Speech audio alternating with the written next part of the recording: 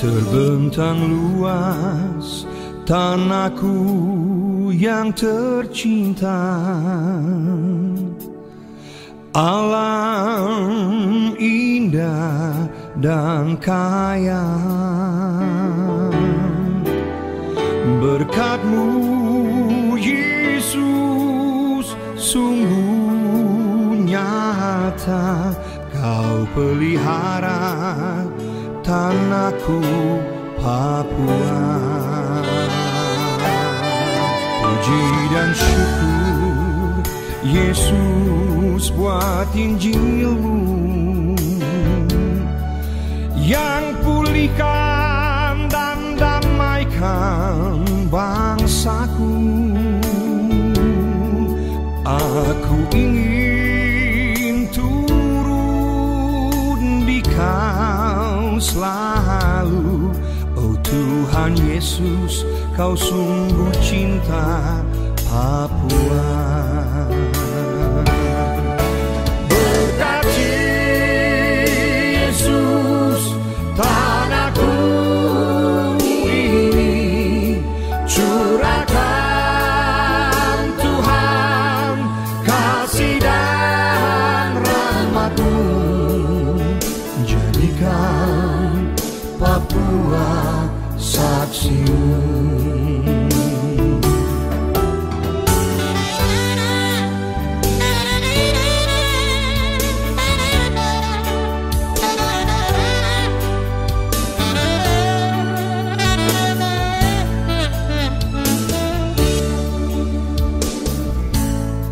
Puji dan syukur Yesus buat Injil-Mu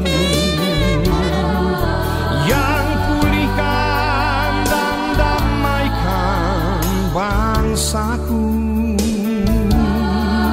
Aku ingin turut di Kau selalu, oh Tuhan Yesus, Kau sungguh cinta Papua.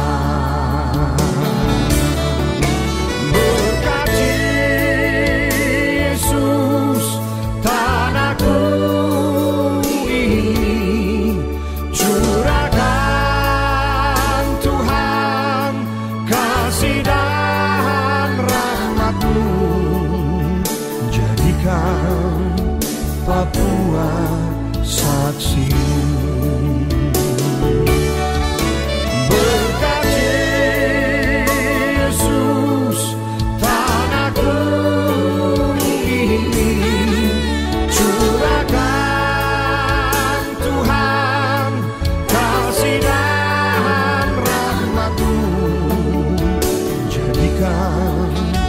Papua saksi-Mu, jadikan Papua saksi-Mu.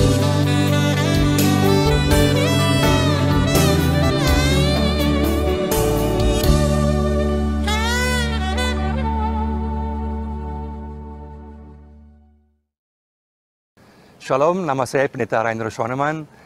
Pada bulan ini, bulan November, saya mengenang lagu yang saya ciptakan sendiri 21 tahun yang lalu, lagu Papua Saksi-Mu. Dan lagu itu saya ciptakan di tengah-tengah situasi di mana ada kegentingan yang cukup berbahaya waktu itu, saat itu di Papua, cukup mencekam. Ada banyak sekali jadi tegangan-tegangan di Papua sendiri, ada banyak sekali gejolak, dan sekaligus juga lagu ini merupakan sebuah doa agar tetap Papua menjadi saksi Tuhan. Saat saya sedang mengkoreksi ujian, hasil-hasil ujian daripada para mahasiswa STT, tiba-tiba lagu ini muncul di benak saya dengan kata-kata, berkati Tuhan tanahku ini, berkati Yesus tanahku ini, juga terbentang luas tanahku yang tercinta. Dan lagu ini muncul bahwa di tengah-tengah situasi dan gejolak apapun yang terjadi di Papua, tetap Tuhan Yesus harus tetap memelihara Papua dan agar Papua tetap menjadi saksi Tuhan. Karena tanah Papua sungguh-sungguh luar biasa indah, luar biasa kaya, dan juga telah terpelihara oleh Tuhan. Dan khususnya Injil Tuhan yang telah menyatukan suku-suku bangsa yang ada tanah Papua ini. Sehingga karena Injil Tuhan, maka tanah Papua disatukan, ada damai, ada kebersamaan. Dan Itulah harapan saya lewat lagu ini, bahwa kita sungguh-sungguh mencintai tanah Papua atas keindahannya, kekayaan alamnya, juga atas Injil Tuhan Yesus yang menyatukan kita bersama-sama, sehingga tetap kita menjadi saksi Tuhan apapun yang terjadi di masa depan. Lagu itu pada satu kata Papua masih belum banyak digunakan, bahkan masih dianggap berbahaya, tapi Tuhan memberikan saya keberanian untuk tetap memakai kata Papua dengan kata-kata, "Oh Tuhan Yesus, kau sungguh cinta Papua." Dan memang benar, Tuhan Yesus sungguh-sungguh mencintai tanah Papua. Dan itulah harapan saya lewat lagu ini, sebuah lagu doa yang kemudian saya nyanyikan pada saat Sidang Sinode GKI Tanah Papua di Sorong pada tahun 2000. Saya masih ingat, sebenarnya saya tidak boleh menyanyikan lagu itu karena tidak masuk dalam program, karena ada banyak vokal grup yang lain, ada banyak kor-kor yang lain. Tetapi pendeta Klaus Reuter yang bersama-sama dengan saya mengatakan, "Tidak Rainer, kamu harus nyanyikan lagu ini langsung sesudah khotbah." Sehingga kemudian saya diiringi oleh Bapak Nus Rumsayor. Saya menyanyikan lagu ini, Papua Saksimu, dan disambut dengan secara luar biasa oleh semua peserta yang lebih dari 10.000 orang yang hadir pada waktu itu di lapangan hoki di Sorong. Dan setiap ayat, setiap bait, setiap kalimat disambut dengan sungguh luar biasa, sehingga saya sendiri merinding ketika menyanyikan lagu ini, dan saya melihat inilah momentum Allah untuk tanah Papua, bahwa benar Yesus sungguh-sungguh mencintai tanah Papua. Dan saya bersyukur bahwa lagu ini kemudian sungguh-sungguh diterima dengan baik. Ada banyak vokal grup, ada banyak solo, ada banyak kor yang menyanyikan lagu ini. Saya berterima kasih untuk segala kehormatan yang diberikan kepada saya, sehingga lagu ini kemudian juga muncul di televisi Papua secara terus-menerus, sehingga kemudian dikenal di seluruh tanah Papua. Tapi yang paling penting adalah bahwa tetap Injil Yesus menyatukan kita di tanah Papua.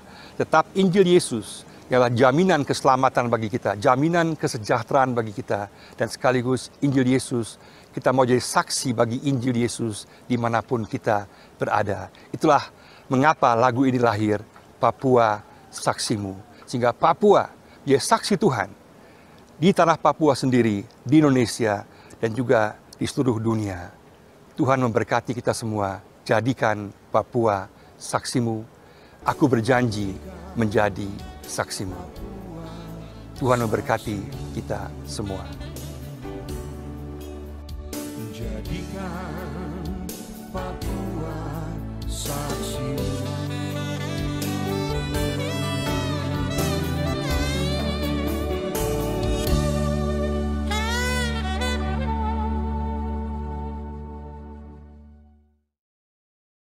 Ya, shalom semuanya. Terima kasih Shalom. sudah bisa bertemu juga Pak Pendeta Sam Hatu dan Ibu dari jauh. Luar biasa. Pak Sam Hatu ya. Terima kasih sama Ibu Sevinci ya. Terima kasih banyak untuk introduksi tadi. Memang saya sebetulnya orang yang sederhana ya. Jadi saya bukan orang yang spesial. Tuhan memang letakkan di hati saya untuk melayani di tanah Papua. Itu sebuah perjalanan yang panjang ya. Saya sendiri adalah seorang anak misionaris dan salah seorang pendiri daripada Institut Injil Indonesia dan juga YBPI di Batu Malang. Tapi saya sendiri harus mengambil keputusan sendiri untuk mengikut Yesus baru pada saat saya berusia 15 tahun, dan kemudian lebih tepatnya pada saat saya berusia 17 tahun, saya mengambil keputusan untuk sungguh-sungguh mengikut Yesus, karena tujuan saya pada awalnya adalah lebih banyak saya ingin menjadi pemain sepak bola dan juga jadi penyanyi rock sebetulnya. Karena saya juga main bola waktu itu juga sudah cukup bagus, juga masuk divisi 3 di Jerman. Sebelumnya juga sudah main di liga-liga di tim-tim junior Indonesia dan ada prospek yang sangat bagus. Tapi kemudian saya lihat bahwa Tuhan mengingatkan saya dengan sebuah ayat firman Tuhan yang sangat penting dari Markus 8 ayat 36. Yaitu, apa gunanya seorang memperoleh seluruh dunia, tapi dia kehilangan nyawanya. Jadi apa gunanya seorang memperoleh seluruh dunia, tapi kehilangan nyawanya? Apa gunanya semua kekayaan, semua ketenaran, semua kehebatan, tapi kalau kita kehilangan nyawa kita dan hidup kita tidak membawa arti bagi Tuhan. Itu membuat saya kemudian menjadi semakin mempersiapkan diri untuk menjadi seorang hamba Tuhan dengan karunia dan kemampuan yang Tuhan telah berikan kepada saya. Nah, saya sendiri saya mau katakan bahwa Saya sendiri orangnya dari kecil itu gagap, ya, gagap. Saya harus belajar untuk berbicara. Saya sangat susah untuk berbicara sehingga harus belajar pelan-pelan untuk berbicara. Tapi kemudian luar biasa Tuhan pakai saya sehingga bisa berkhotbah saat ini. Sebetulnya sebuah hal yang sangat luar biasa ya, mujizat ya. Karena kalau saya lihat saya dari kecil gagap, tapi kemudian Tuhan pakai saya untuk bisa berkhotbah dalam acara-acara besar bahkan di Papua. Itu semua adalah anugerah dan kasih karunia Tuhan semata. Jadi saya mau katakan saya mau kembalikan semua kemuliaan bagi Tuhan, bahwa Tuhan yang memampukan, Tuhan yang juga telah menyiapkan saya sehingga saya boleh berada di tanah Papua. Dan saya dari kecil memang sudah punya kecintaan terhadap tanah Papua. Saya dari kecil adalah penggemar berat daripada Persipura Jayapura. Dari tahun 70-an saya sudah penggemar Persipura Jayapura, dan saya sungguh terpanggil untuk membantu di daerah di mana dibutuhkan pertolongan, dibutuhkan untuk bisa melayani Tuhan. Nah, ketika saya menyiapkan diri sebagai hamba Tuhan, saya tidak menyangka bahwa saya kemudian meneruskan ke jenjang S3, doktor, itu pun hanya karena didorong oleh profesor saya. Katakan kamu harus selesaikan ke jenjang doktor. Padahal saya sebenarnya hanya mau master saja, tapi dia yang dorong saya. Nah ini, di sini saya lihat bahwa Tuhan seringkali memakai orang-orang lain untuk mendorong kita, memotivasi kita. Itu sebabnya peran daripada Bapak Ibu sangat-sangat penting untuk mendorong, memotivasi orang-orang muda, warga jemaat, untuk sungguh-sungguh dapat memaksimalkan karunia yang Tuhan telah percayakan ke dalam tiap-tiap pribadi itu. Karena kita butuh orang-orang yang mendorong kita. Dan saya sama sekali tidak merasa bahwa saya akan mampu untuk bisa sampai S3, tapi karena didorong oleh profesor, maka saya kemudian menyelesaikan S3. Dan ternyata itu kemudian menjadi pintu masuk bagi saya untuk kemudian dapat menjadi dosen di Sekolah Tinggi Teologi Ishak Samuel Keine GKI di tanah Papua. Karena pada waktu itu, tahun 95, saya mulai mengajar di STT GKI tahun 1995, itu sangat-sangat sulit untuk mendapatkan visa untuk Indonesia. Kecuali mereka yang mempunyai kemampuan khusus secara akademis. Ketika saya mulai tahun 1995 di tanah Papua, dosen STT GKI, hanya saya yang adalah S3 pada waktu itu. Sehingga saya dapat masuk ke Indonesia. Dan sungguh-sungguh merupakan hati saya memang sungguh-sungguh dari awal untuk tanah Papua. Dan juga istri saya, dia seorang ekonom, seorang master ekonomi yang punya hati untuk pelayanan, yaitu usaha kecil. Melayani usaha kecil, membantu orang Papua untuk bisa menjadi mandiri secara ekonomi. Dan dia juga punya karunia kemampuan khusus sebagai pelatih sepak bola. Maka dia juga punya lisensi pelatih sepak bola. Saya juga punya, tapi dia yang lebih aktif lagi dalam pembinaan sepak bola, khususnya untuk perempuan. Sehingga dengan Persipura Jayapura dan dengan kita di rumah kita penuh dengan piala, berhasil. Kemarin juga tim PON yang ada itu 6 pemain berasal dari pemain-pemain kita. Pernah juga timnas, ada 8 pemain Papua yang berasal dari tim kita. Istri saya sangat serius dalam pembinaan juga untuk sepak bola putri. Bukan hanya sepak bola, tapi juga pembinaan spiritual, rohani, dan juga pembinaan sekolah. Saat ini istri saya lagi berada di India, di Goa, di India, dan sedang ikut membangun sebuah sekolah sepak bola, akademi sepak bola putri di Goa, di India. Dia akan pulang nanti kembali ke sini pada minggu depan. Nah, ini hanya sedikit gambaran saja bahwa Tuhan memakai setiap kita dengan karunia kita masing-masing. Saya juga diberikan karunia oleh Tuhan untuk bernyanyi, juga untuk membuat lagu. Maka saya juga banyak sekali membuat lagu-lagu dalam bahasa daerah Papua, dengan tujuan untuk memberikan semangat, sukacita dalam kehidupan kita, sehingga juga menghargai budaya Papua sendiri.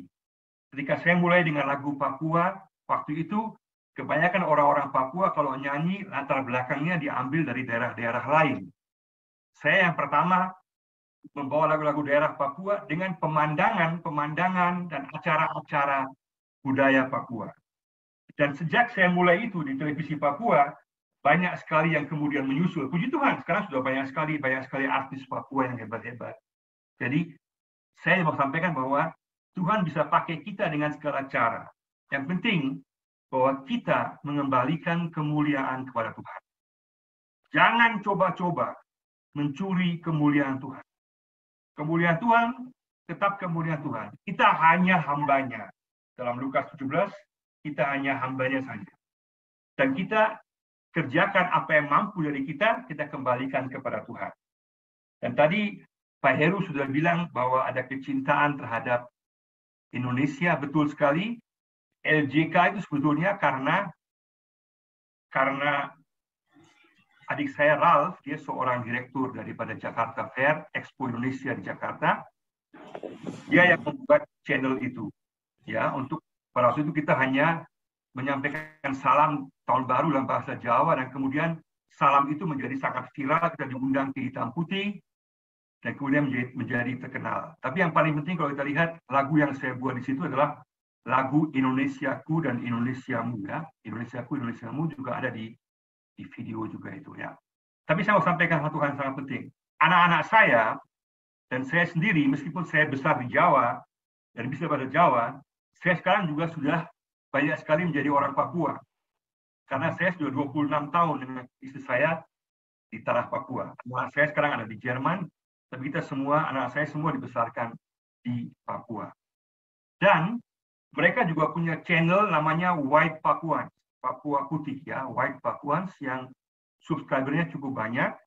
Mereka banyak sekali berbicara dalam logat Papua. Ini sebagai tambahan bahwa anak saya juga sangat menyatu dengan Papua. Jadi hati kita ini darahnya Jerman, hatinya Papua, tapi cinta Indonesia. Itu kita punya slogan. Jadi anak saya bilang mereka itu darah Jerman, hatinya Papua, tapi cinta Indonesia. Jadi kita dari kecil sudah sama-sama menyatukan Papua dan juga bersama-sama di Indonesia. Itu sedikit latar belakang saya.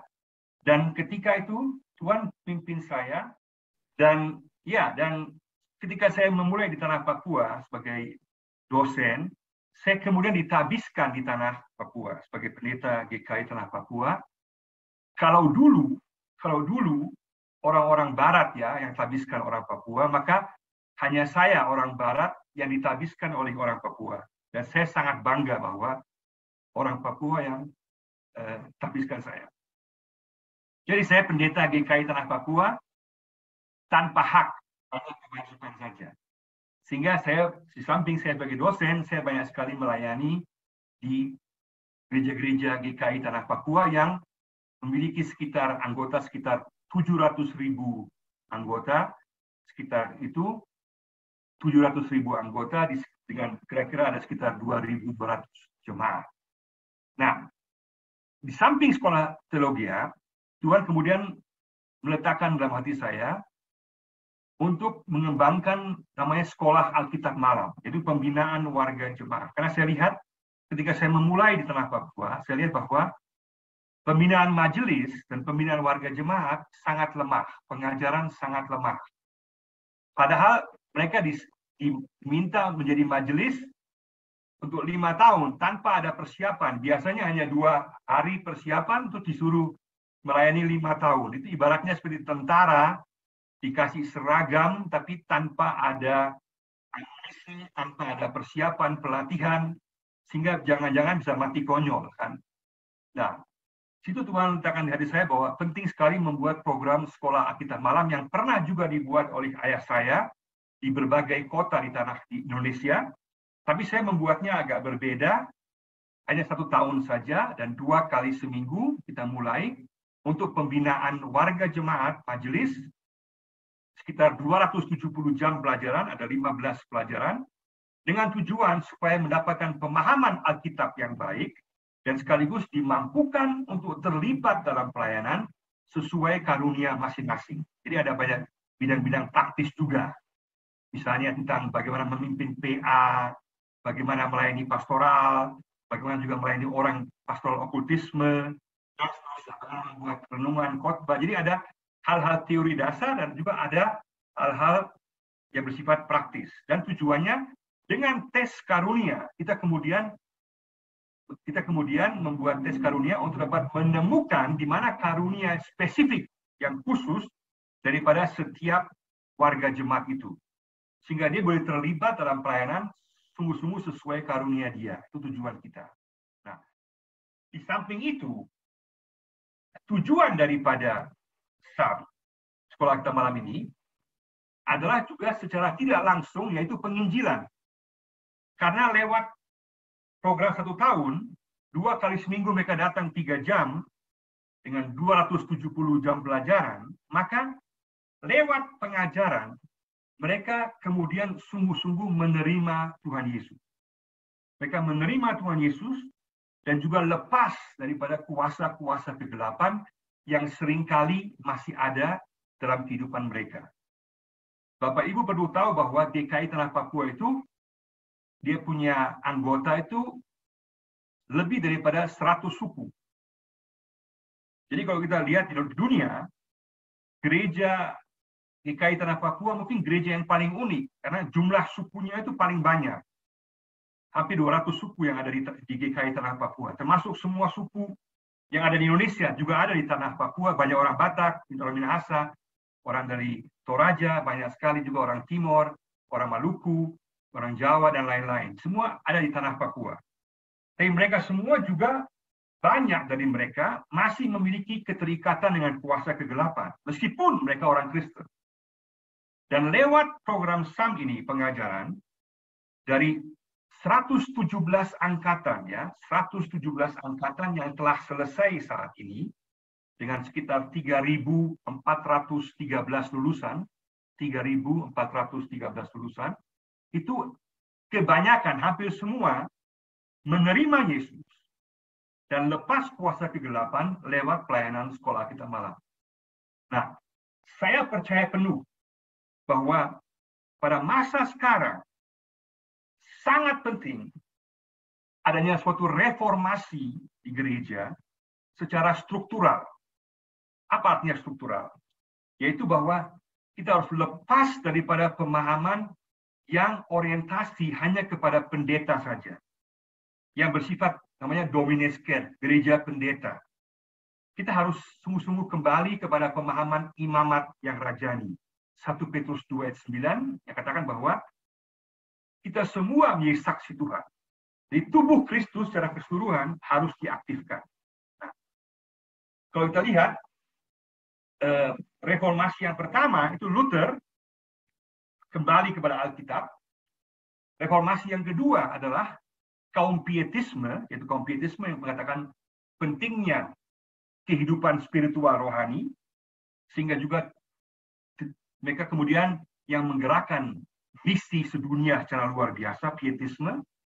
Jadi sekarang yang kita butuhkan adalah sebuah reformasi, jelas tetap Alkitab, tetap spiritual, tapi ditambah plus dengan suatu pembaharuan struktural, bahwa melibatkan seluruh warga jemaat sebagai potensi daripada gereja, tubuh Kristus, atau jemaat, terserah kita mau sebutkan bagaimana. Yang penting, seluruh warga jemaat harus dilibatkan dalam pelayanan sesuai karunia masing-masing. Maka mereka perlu disiapkan, perlu ada pengajaran, perlu ada pemberdayaan, dan juga kemudian mereka harus ikut dilibatkan. Nah, ini sangat penting. Karena saat ini, kita harus lihat bahwa dalam Alkitab Perjanjian Baru, sangat jelas bahwa status, saya ulangi, bahwa status orang percaya semua sama. Status kita adalah hamba-hamba Tuhan. Semua kita, setiap orang percaya adalah hamba Tuhan. Statusnya sama, hanya fungsinya yang berbeda. Fungsinya yang berbeda, masing-masing punya karunia dan tanggung jawab yang berbeda. Tapi statusnya sama. Berarti seluruh warga jemaat harus dilibatkan dalam pelayanan jelas di bawah koordinasi daripada kepemimpinan dalam sebuah jemaat atau gereja, tapi tidak boleh menonaktifkan atau membuat warga jemaat hanya menjadi sekedar penonton saja, maaf ya, menjadi penggembira saja dalam jemaat, jadi objek saja dalam ibadah, tapi juga harus mereka menjadi subjek dengan terlibat dalam karunia. Masing-masing, kalau ini terjadi, maka kita dapat menjangkau daerah sekitar kita. Dapat menjangkau juga Indonesia. Kalau kita hanya berharap kepada para hamba Tuhan saja yang profesional, maka tujuan misi tidak akan tercapai. Kita tetap membutuhkan para hamba Tuhan yang profesional, para pemimpin, tetapi hanya bisa terjadi suatu gerakan rohani yang luar biasa. Kita juga tahu, misalnya di Timor, ya di Soe dulu, pergerakan rohani terjadi karena keterlibatan kaum awam. Kaum pietisme juga kaum awam. Dan kita juga tahu bahwa kebanyakan misionaris yang diutus adalah kaum awam. Sehingga kalau kita tidak melibatkan kaum awam, warga jemaat, maka kita kehilangan potensi yang luar biasa. Dan kita tidak akan mencapai secara maksimal pola pelayanan penginjilan baik secara lokal maupun Indonesia maupun sedunia. Dan kita bayangkan, kalau gereja-gereja kita, jemaat-jemaat kita, tubuh Kristus secara keseluruhan, serius dalam memberdayakan warga jemaat, memberikan kepercayaan, tetap dalam satu hubungan persekutuan pelayanan, maka tetap maka pasti akan ada buah-buah yang nyata. Kenapa? Karena dengan semakin banyak orang terlibat dalam pelayanan, otomatis juga semakin banyak orang yang dapat dijangkau, semakin banyak jenis pelayanan yang dapat dilakukan, dan juga semakin ringan beban pelayanan karena dibagi banyak orang. Dan semua terjadi karena sukarela. Warga jemaat memahami, oh saya punya karunia tertentu, saya punya tugas terlibat dalam pelayanan. Kalau paling sedikit separuh ya, setengah dari warga jemaat memahami hal ini, maka otomatis dampaknya akan sangat luar biasa. Jenis pelayanan kita akan semakin banyak, berarti menjangkau lebih banyak orang. Dan kualitas kita akan semakin meningkat, karena orang yang terlibat dalam pelayanan adalah orang-orang yang mampu dalam bidang masing-masing. Dan saya yakin sekali bahwa inilah visi Allah, visi Yesus dalam mendirikan gereja. Tubuh Kristus, di mana semua terlibat, semua dilibatkan. Nah, saat ini, sayangnya, ada dua halangan besar. Ada dua halangan besar yang terjadi, yaitu satu, dari kelompok gereja-gereja yang tradisional, ya, gereja-gereja tradisional, gereja-gereja tua seperti GKI, GPIB, GEMIT, dan lain-lain, GPM, itu ada kecenderungan overdosis, terlalu berlebihan menekankan soal jabatan gereja. Karena jabatan gereja ini ditekankan berlebihan, sehingga akhirnya yang boleh melayani itu hanya pendeta dengan majelis saja. Sehingga akhirnya warga jemaat menjadi penonton, nganggur. Padahal 97% daripada warga jemaat adalah kaum awam. Bayangkan, potensi yang begitu besar hilang saja. Harusnya kita memahami bahwa secara status semua warga jemaat sama, hamba Tuhan, secara bentuk tanggung jawab, secara fungsi berbeda tanggung jawab dan karunia. Seharusnya ada pendeta, ada majelis yang mengkoordinir warga jemaat masing-masing sesuai dengan karunia mereka, sehingga terjadi banyak sekali tim-tim pelayanan sesuai dengan karunia masing-masing yang ada.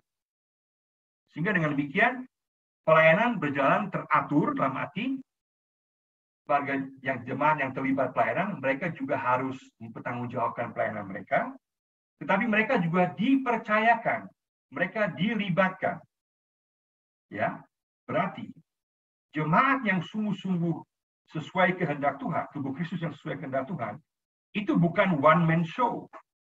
Ya, itu bukan one man show, tapi sungguh-sungguh yang bintang adalah seluruh warga jemaat.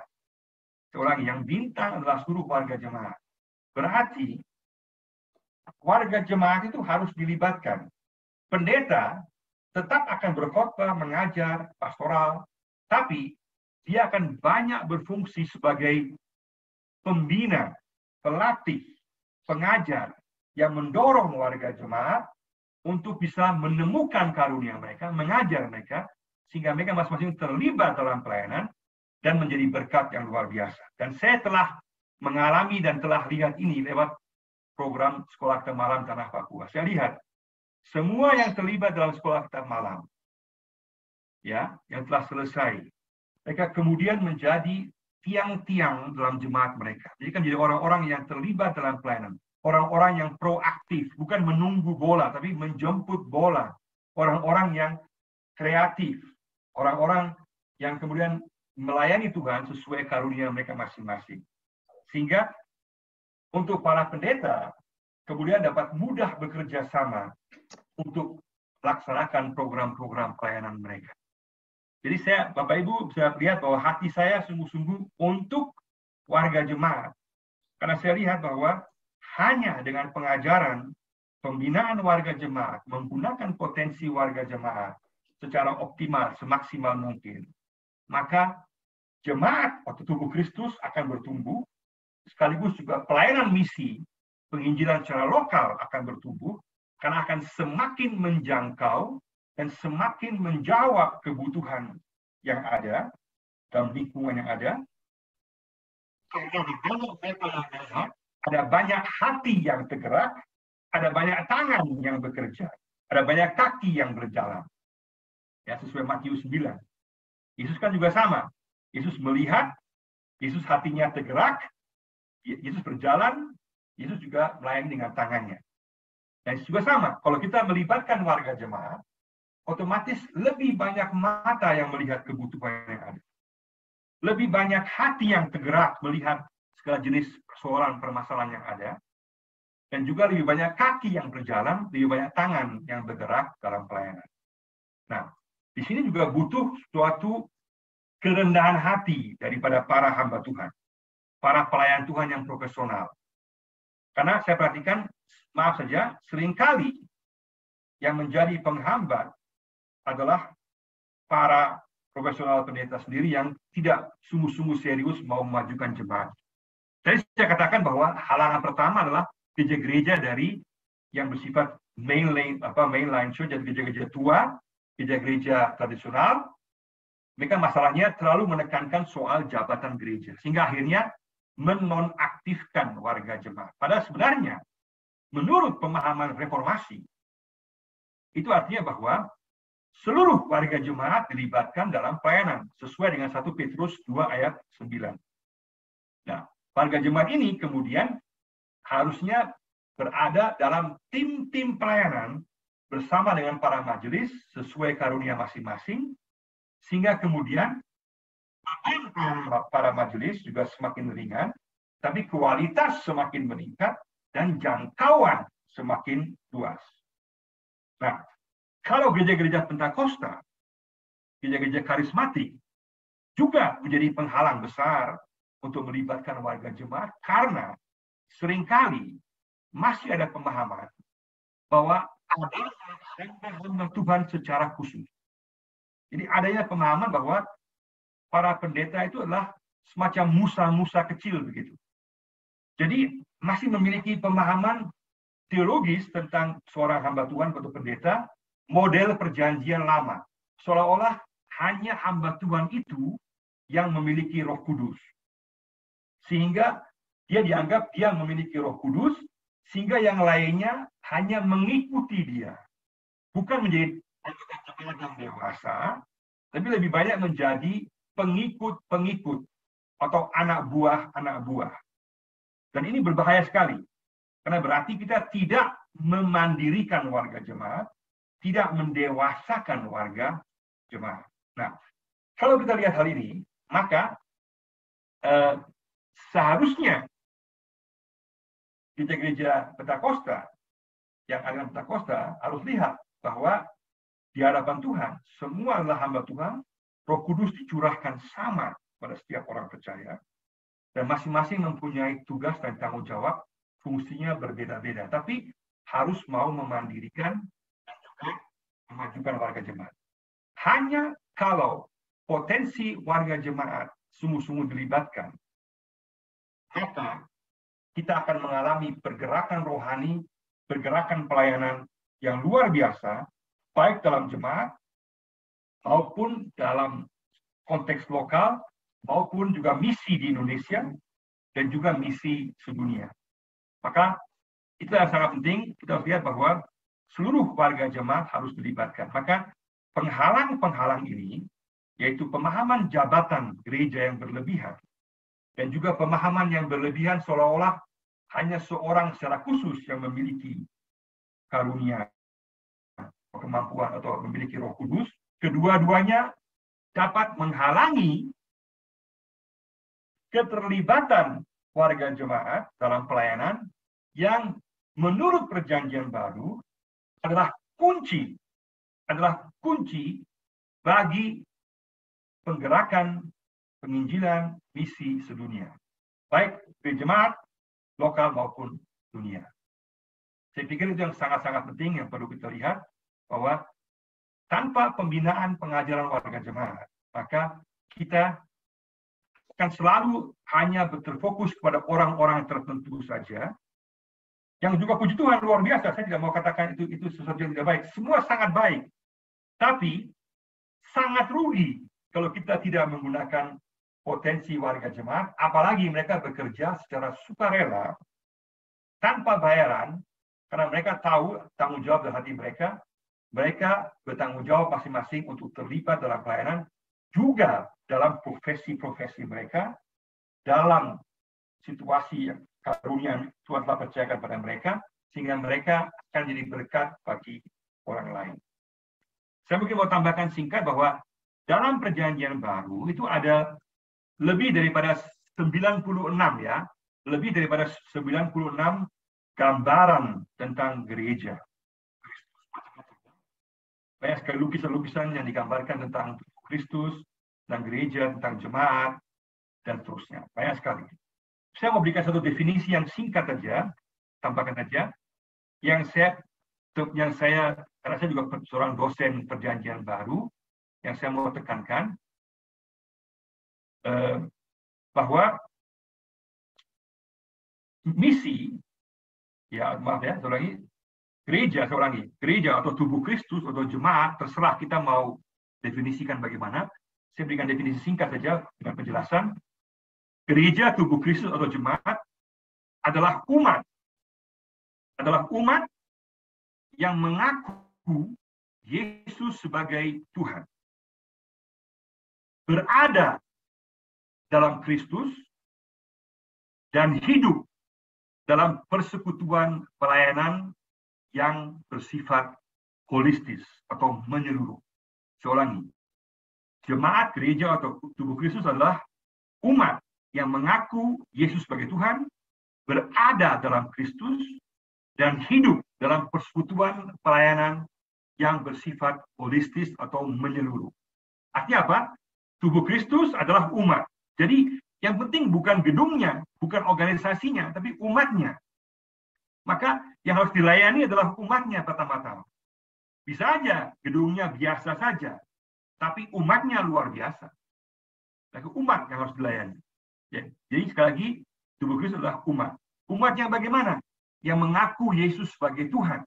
Artinya mengaku secara objektif Yesus sebagai Tuhan atas dunia ini, pengakuan secara objektif dunia akan Tuhan atas dunia ini, sekaligus pengakuan Tuhan atas secara subjektif, Tuhan atas kehidupan saya secara pribadi, bukan lagi saya mengatur hidup saya, tapi itu Yesus yang mengatur hidup saya, pengakuan Yesus sebagai Tuhan, kemudian berada dalam Kristus, artinya hidup dalam satu persekutuan rohani yang terus-menerus dengan Yesus, dengan Kristus.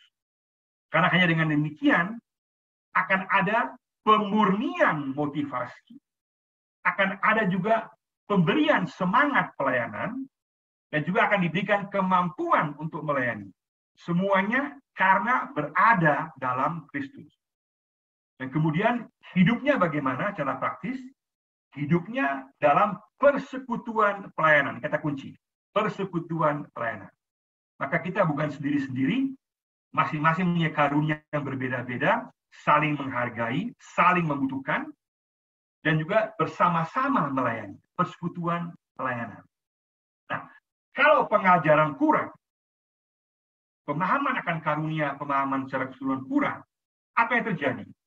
Dalam jemaat-jemaat terjadi yang satu menganggap karunia tertentu lebih tinggi daripada yang lain. Menganggap diri lebih hebat, lebih rohani daripada yang lain.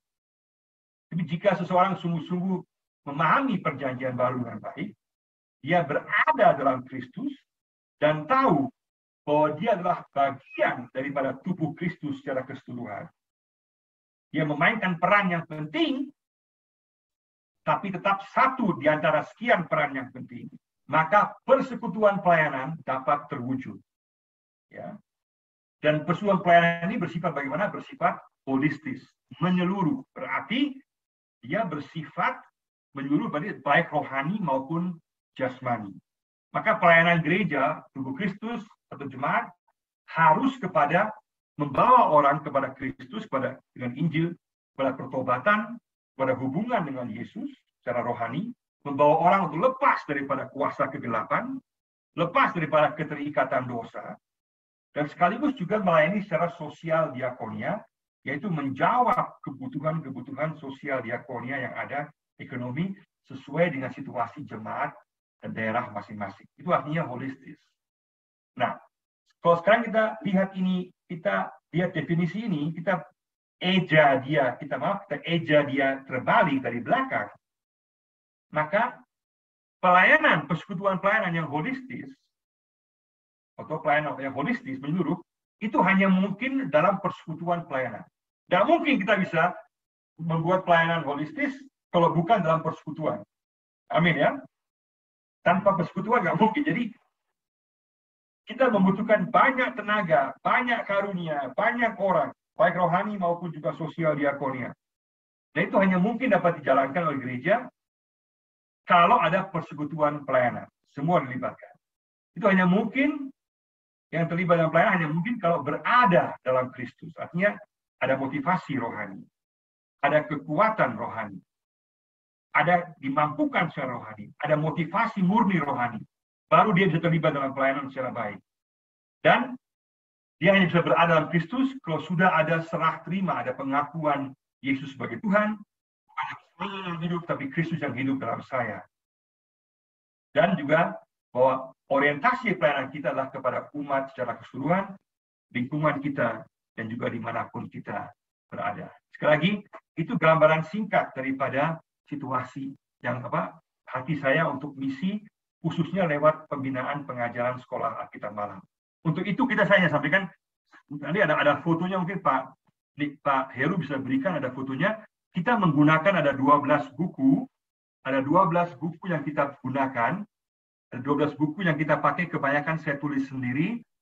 12 buku ini adalah buku-buku paket yang kita berikan kepada para siswa sekolah Alkitab Malam. Artinya, ada di situ ada pengantar penyanyi lama, baru, ada juga tema-tema penyanyi lama, penyanyi baru, ada juga dogmatika, ada penafsiran, juga ada pastoral konseling, ada membuat PA, ada juga tentang cara berkhotbah, pastoral okultisme. Jadi ada berbagai macam hal-hal yang sifatnya teori dasar dan juga secara praktis. Saya beranggapan bahwa seluruh warga jemaat harus memiliki pemahaman dasar yang baik tentang Alkitab. Karena kalau tidak ada pemahaman dasar, setiap orang akan menafsirkan Alkitab secara masing-masing sendiri-sendiri.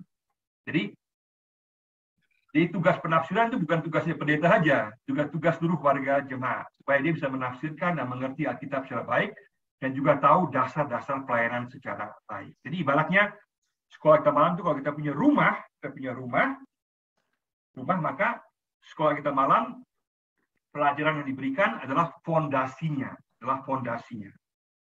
Nah, dari fondasi itu nanti kemudian kita menemukan tiap-tiap warga jemaat, mengetahui karunianya apa, dia punya karunia apa, misalnya dia punya karunia misalnya melayani orang di penjara, pastoral untuk orang-orang di penjara misalnya, atau melayani sosial diakonia bagi anak-anak jalanan misalnya, atau sekolah minggu misalnya, atau orang sakit misalnya, ya dan seterusnya. Ada banyak jenis pelayanan. Nah, nanti orang tersebut, pribadi tersebut harus mengikuti pelatihan-pelatihan khusus lagi yang berkaitan dengan karunia dia secara khusus untuk semakin memampukan dia. Maka SAM pemahamannya adalah sebagai fondasi, kemudian ada pelatihan-pelatihan khusus untuk bidang pelayanan khusus sesuai karunia masing-masing. Itu yang harus dilakukan. Baru kemudian nanti atapnya ada program-program jemaat yang menampung seluruh karunia-karunia yang ada dalam jemaat tersebut sehingga dapat diwujud nyatakan di tengah-tengah jemaat.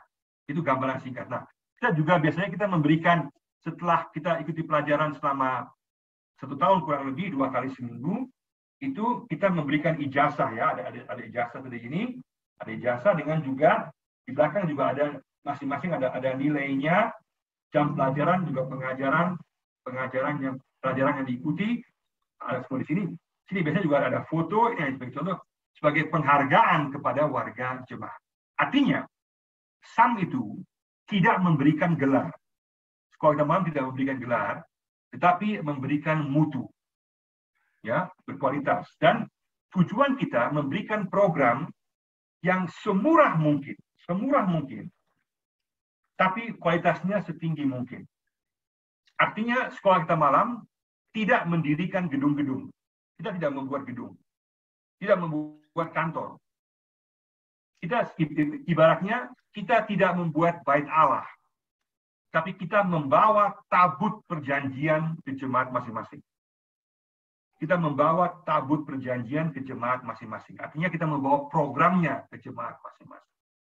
Artinya kita menggunakan banyak pengajar, ada sekitar 40 pengajar secara honorer, dan sudah berlangsung sekali lagi 117 angkatan di 15 kota, di tanah Papua, dan juga ada 3.413 lulusan sampai saat ini.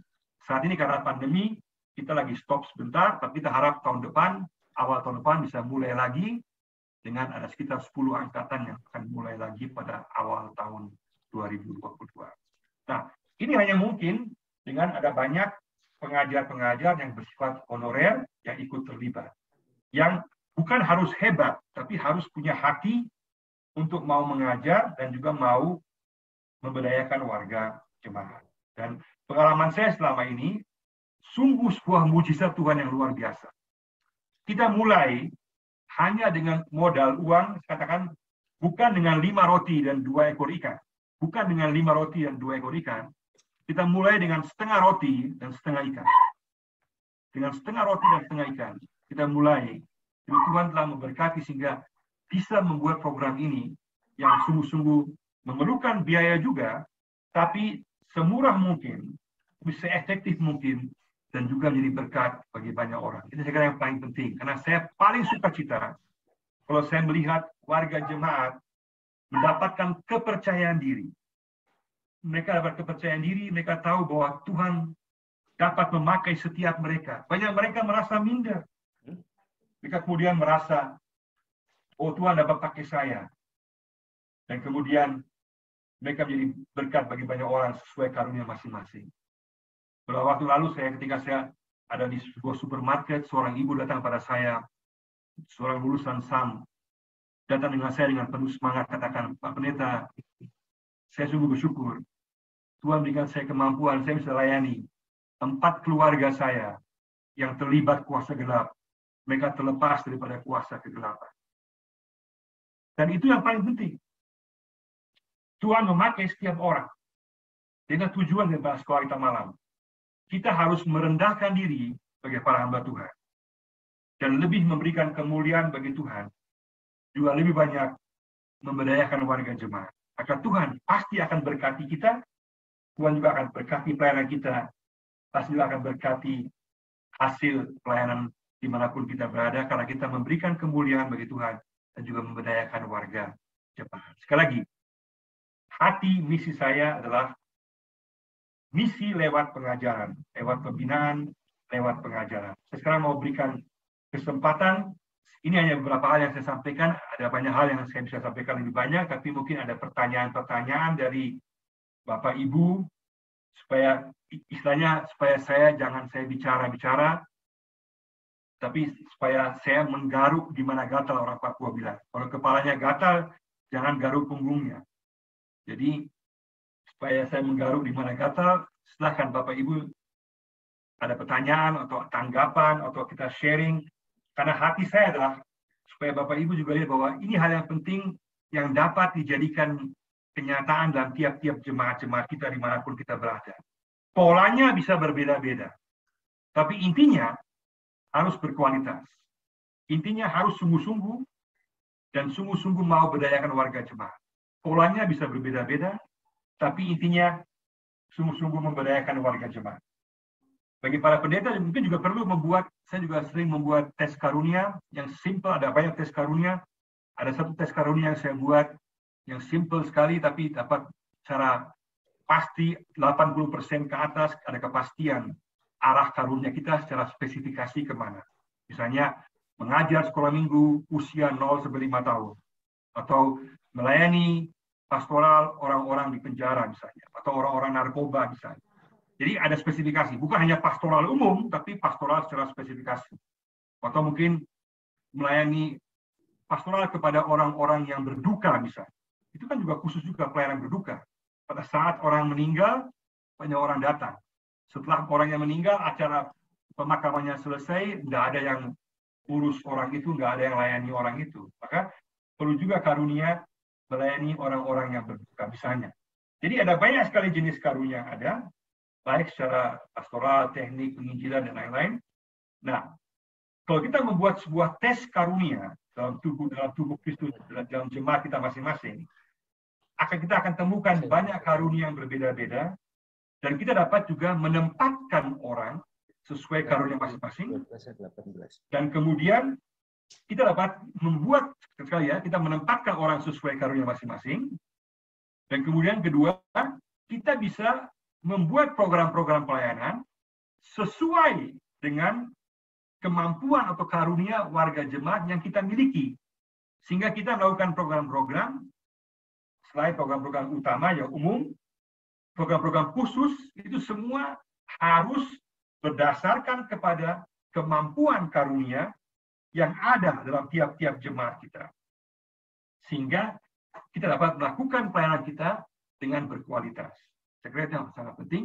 Baik, saya berikan kesempatan kepada Bapak Ibu untuk bertanya atau berikan tanggapan, karena ini merupakan waktu sharing ya, waktu sharing bagi kita semua. Terima kasih telah mendengarkan saya, mendengarkan hati saya untuk pelayanan sekolah kita malam dan pembinaan warga jemaat. Tuhan berkati kita semua.